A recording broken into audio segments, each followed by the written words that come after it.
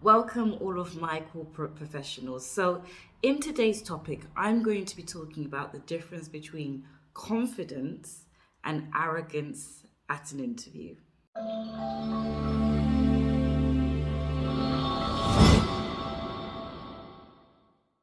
Confidence is an unwritten rule at interviews, and every employer wants to hire a candidate that is confident and competent in order to be able to do the role properly. However, the issue here is there's a very thin line between confidence and arrogance. Now, the problem here is a lot of candidates go to an interview with the intention of coming across confident. However, it can then look like they're being arrogant if not done properly. So, in this topic, I'm going to be teaching you the tips of how to come across confident at an interview instead of arrogant. So, the first tip is to show rather than tell. So, what do I mean by this? If you start the interview by saying how you're a great communicator, or I'm a great leader, I've got great interpersonal skills, although you might have all of these skills, it can come across arrogant to the interviewer, as the interviewer might think that you think too much of yourself. However, if you show that you have these skills, this is what's going to make you look competent.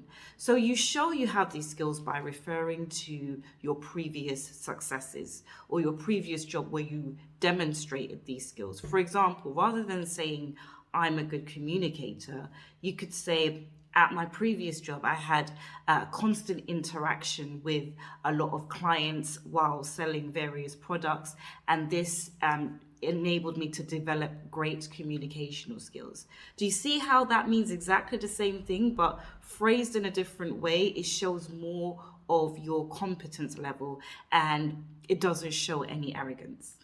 So the second tip is in relation to manners. Manners is very important at an interview as it reflects the type of personality that you have.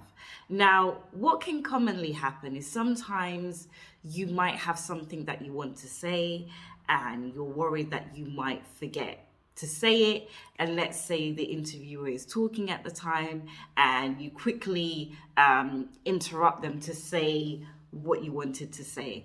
Now, I totally understand that and why you might feel like you need to do that. However, this can work against you. But if you look at it from the interviewer's point of view, they've just been interrupted. So automatically you start sounding as though you're being rude, or you're a know-it-all that knows everything and just wants to talk and doesn't want to listen to what they have to say. So you have to be very, very careful about that and always wait until the interviewer has finished speaking before you start talking. So the third tip is in relation to your weaknesses, as in your level of self-awareness. Now, for most of you, you might have been asked a question, what is your weakness at an interview? And for many of you, this is a serious question that a lot of people tend to not know how to answer because they don't want to shoot themselves in the foot and name a weakness that can potentially stop them from getting the job. But they, on the other hand, don't want to sound arrogant either. So how do you go about such a question? First of all, never say these two phrases. I tend to be a perfectionist sometimes. Or sometimes I work too hard, or I overwork myself. By using these kind of phrases, what it's really showing is that you don't really think you have any weaknesses and you're trying to turn a positive into a weakness, which also shows that you're trying to hide something. And interviewers hate these type of phrases. So what should you do in this situation? Well, I always tell my clients that with this question, always make sure that you have spent time and prepared your answer before the interview. So really sit down and assess one of your weaknesses. But the issue isn't just to mention what the weakness is to also show how you've been taking steps to improve on this weakness and the results that that has given you. That's the key indicator of you are self-aware of your weaknesses and that you're working on it. And employers love to see that. But be careful, make sure not to choose a weakness that could jeopardize your chances of getting a job. For example, if you work as a, let's say, admin assistant, where you're dealing with documents, things of that nature, saying that your weakness is not paying attention to detail can be something that could jeopardize you getting the position. However, if you said something like, I have a problem asking for help sometimes, but I'm working on it, that could be more of a suitable weakness for that position that you're applying for. Before I go any further, remember to subscribe to my channel for weekly videos like this one on how to pass interviews and career guidance in general. The next tip is to be tactful. So what do I mean by this? So for some job roles, companies might ask the candidate to suggest recommendations of improvement for the company.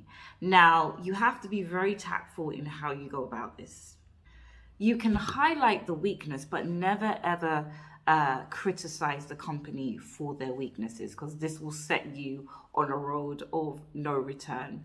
So rather than just focusing on the company's weakness, what you can do is focus more on what your solution is. And the way you focus on what your solution is you refer to where you've used your solution at, let's say, your previous company, and the success that you had with that, and how you can relate that to this company's shortcomings, for example, and how you can bring results to the organization using your solution. The next tip is to never leave the interview without asking questions. Now, I know it might be tempting after the interview to just get up and just leave. You know, sometimes you're full of nerves and you just want to end the stressful situation really quickly and just get up and leave. I get that, but this can really jeopardize your chances of getting the job offer. So the reason why it's important to ask questions is by asking questions, you're building rapport with the interviewer, but you're also showing that you're genuinely interested in the position, and you're asking questions to learn more and for growth. And interviewers love to see this. However, when you don't ask a question, even though your intentions might be pure, you might not have meant anything by it, to the interviewer, it shows that you're not really interested in the position, or you think you all know it all and you don't really need to learn anything more about the company. It's not that serious. And so that's why it's so important to ask questions at an interview. So what I usually suggest that you do is to make sure that you have good questions to ask. Always prepare your questions before the interview, so that when you ask the questions, it will impress the interviewer, because there would be good questions. So the last tip, and I've left this last for a reason to really drive it home, is to be yourself at the interview. I know that might sound simple on the surface, but for a lot of people, when they're trying to compose themselves in a confident manner, sometimes they go overboard and start taking on a whole other personality that's not themselves in order to impress the interviewer. And this is a slippery slope that you really don't want to go down. First of all, the interviewer can tell when you're not being genuine, okay? So they can tell when you're acting as though you're something else, and not also that it makes you feel like an imposter almost, acting in this way. Not only that, sometimes you might be very good at it, right? So you might be good at portraying yourself in this way, and let's say you convince the interviewer and they give you the job, right? But now you're in the job, you can't keep up that persona anymore.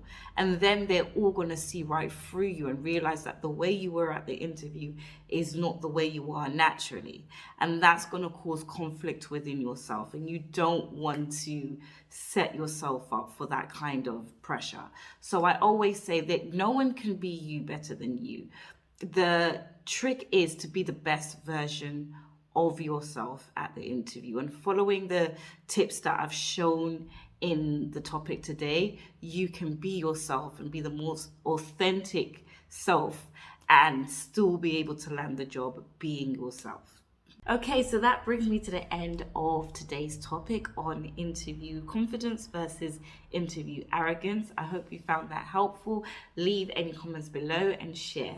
Also, if you're in a position right now where you are job searching and looking to land a high paying position and you're not getting anyway, so you're getting a lot of job rejection, or you're not getting that job that you really want and feel like you're always having to settle for lower paying jobs, then feel free to join my 3-month premium coaching program on landing a high paying position, and that's on my Interview Simplified website, which I will leave the link below.